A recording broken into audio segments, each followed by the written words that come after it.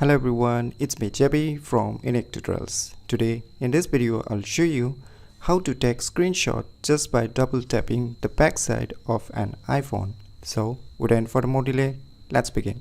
So right now you can see my iPhone devices. So firstly what you need to do is just go to the settings and just scroll down, and you can see one option written accessibility. Just tap on it. Now you can see one option written touch. Just tap on it and just scroll down below. Now at the bottom you will see one option back tap. Just tap on it, and now you will see here two options, double tap or triple tap. So we're gonna use our double tap. If you want to use a triple tap you can use it, but right now I'm gonna use this double tap. Just tap on it. Now you will see here tons of options below. So you can see here tons of options. So I will select a screenshot here, and after that just move back.